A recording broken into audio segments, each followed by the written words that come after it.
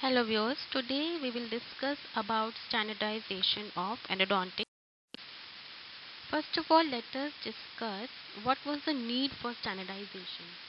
So at one time the root canal instruments were made according to the whim of the manufacturer with no definite specifications regarding the diameter, taper or length of the cutting blade. There were significant differences in the width of the instrument, supposedly of the same size, when they were measured with micrometer measuring microscope.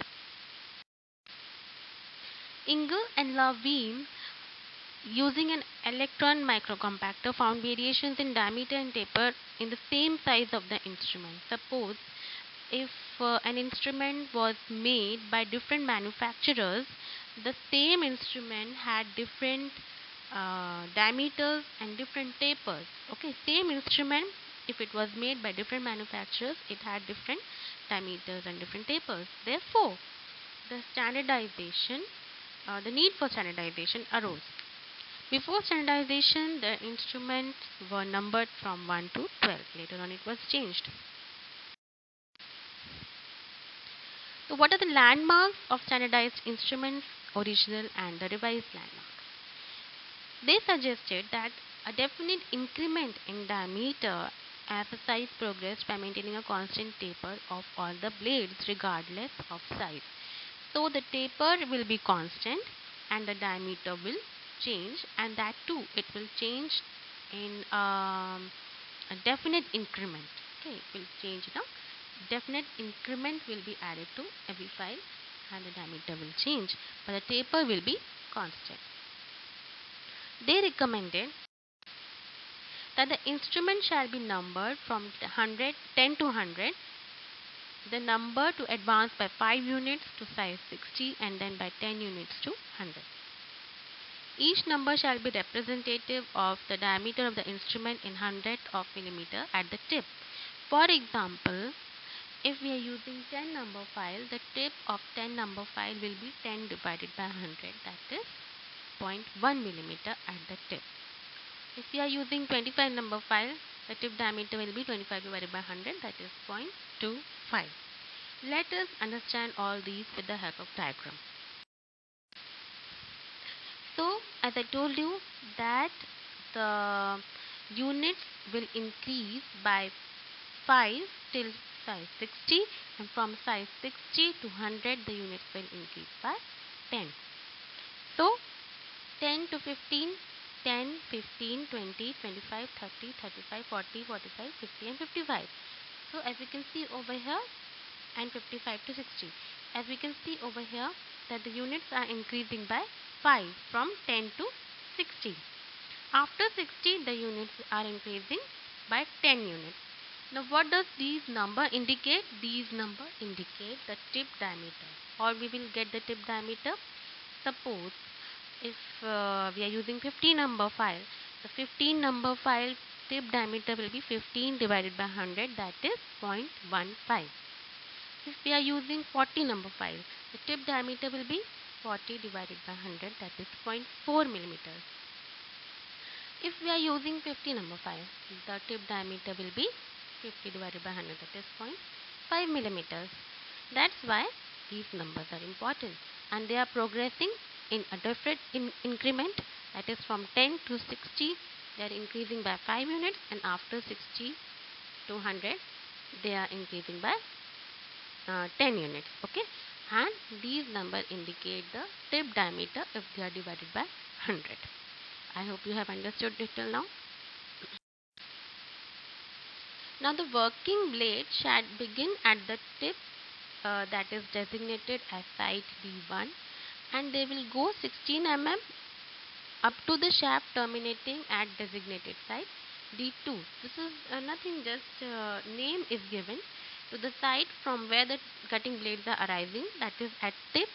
The site is designated as D1. The name given to that site is D1, and 16 mm from D1, the name given to that site is D2, because the cutting blades are till 16 mm only. Okay, so D1 is the diameter at the tip from where the cutting blades are rising, and D2 is the diameter 16 mm from the tip. Okay, and D2 shall be 0.32 millimeters greater than D1. Okay, so this we will cover in detail later on when we will understand the concept of taper. So in this we have learned that the site from where the cutting blades are arising, that is at the tip, was given the name of D1, and 16 mm from D1 the site was given the name of D2, diameter 1, diameter 2. But this was changed later on. Okay, why? Because manufacturers started making files which had cutting blades more than 16 mm also, like till 18 mm till 19 mm. So this name was changed. Okay, so after many years there was a change in standardization. The D1 was changed to D0 from where the cutting blades began, and 16 mm from D0 it was D16. Simple. D0 at the tip from where the cutting blades are arising, and at the 16 mm from the D0 the site was D16. Simple it is, D0, D16. If the file is having cutting blades till 18 millimeters, it will be D18. Okay. The tip angle will be 75 plus or minus 15 degrees. Now the sizing ensured constant increase in taper, that is 0.02 millimeters increase per millimeter for every instrument regardless of the size. As I told you that there will be definite increment in the diameter, but the taper will be constant. This taper is constant for every case size. Okay. So what is this taper? Let us understand the concept of taper and what is 0.02, what is 0.32. Let us understand this with the help of the diagram. See, suppose this is a file, and as we know, at the tip the diameter will be the number of the file divided by 100. Okay, and the taper is the increase in diameter in millimeter per millimeter. Okay, so after every millimeter, the diameter will increase by 0.02 millimeters. Therefore, the taper is 0.02 millimeter per millimeter. Okay. So basically, the concept of taper is the increase in diameter per millimeter. Now, if we go 1 mm above the tip, suppose this is 1 mm above the tip, the increase in diameter will be 0.02 millimeter per millimeter. So if the tip diameter is 0.20, then at 1 mm above the tip the diameter will be 0.20 plus 0.02. Okay. At 2 millimeter the diameter will be 0.20 plus 0.02 plus 0.02. Okay, because 2 mm we have gone above the tip.